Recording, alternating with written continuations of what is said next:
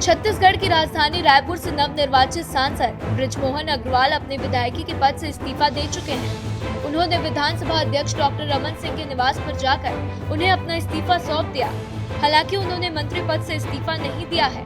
बृजमोहन के इस्तीफे देने के बाद से ये रायपुर दक्षिण सीट खाली हो गई है। चर्चा है कि नगरीय निकाय चुनाव के समय ही रायपुर दक्षिण सीट पर उपचुनाव कराए जाएंगे।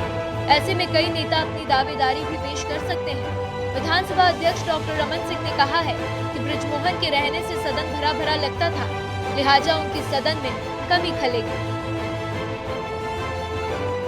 देखिए, जो हमारा संविधान है और हमारे नियम है कि कोई भी बिना सदन का सदस्य रहते हुए 6 महीने तक मंत्री रह सकता है, परंतु मंत्रिमंडल का निर्माण करना और मंत्री रखना मुख्यमंत्री या प्रधानमंत्री के कार्यक्षेत्र में आता है, इसलिए इसके बारे में निर्णय वो करेंगे। विधानसभा में रहने का ही मतलब है, विधानसभा भरा भरा लगता है और विधानसभा में उपस्थिति का एहसास पूरे विधानसभा को होता है। और आज नहीं, हमेशा के लिए जितनी जीवंतता बनी रहती रही है, जितना तीखापन और जितना विद्वता के साथ अपनी बात प्रस्तुत करते रहे, निश्चित रूप से ये छत्तीसगढ़ विधानसभा के लिए कमी तो हम लोगों को महसूस होगी।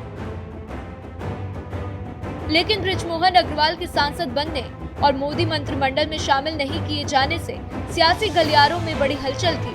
छत्तीसगढ़ बनने के बाद से ही रायपुर दक्षिण में बृजमोहन अग्रवाल का एक छत्र राज रहा है।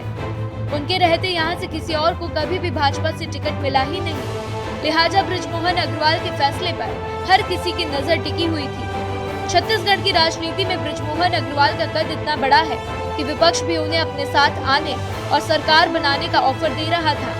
पूर्व मंत्री शिव डहरिया ने उन्हें कांग्रेस में आने का ऑफर दिया। कहा कि बीजेपी में सिर्फ उटव्वल की स्थिति बनी हुई है, बीजेपी में उनकी उपेक्षा की है। वो चाहे हमारी पार्टी में आ जाए, वो चाहे जो मिलेगा। बृजमोहन अग्रवाल जी कह रहे हैं कि मैं इस्तीफा दूं कि नहीं दूं, विधायक से दूं कि सांसद से दूं, ये मैं तय करूंगा। तो ये पार्टी से बड़े हो गए हैं कि पार्टी ने उनको कहा है कि आप सांसद का चुनाव लड़िए, जीत गए हैं तो विधानसभा दे देना चाहिए इस्तीफा, लेकिन वो तुरंत नहीं दे रहे हैं। कहते हैं कि मैं इस्तीफा दूंगा तो भी 6 महीने तक मंत्री रह सकता हूं। तो ये भारतीय जनता पार्टी में सिर्फ फुटअव्वल की स्थिति है, गुटबाजी भारतीय जनता पार्टी में, कांग्रेस में कहीं कोई गुटबाजी नहीं। लोकसभा चुनाव में छत्तीसगढ़ में सबसे अधिक मतों से जीतकर पहली बार सांसद बने मंत्री बृजमोहन अग्रवाल की मोदी कैबिनेट 3.0 में शामिल होने की भी अटकलें चल रही थी। सांसद बनने के बाद उन्हें मंत्री बनाए जाने की बातें हर तरफ हो रही थी।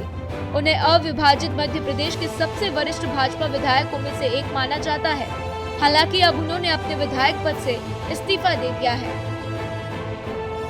ब्यूरो रिपोर्ट, विस्तार न्यूज।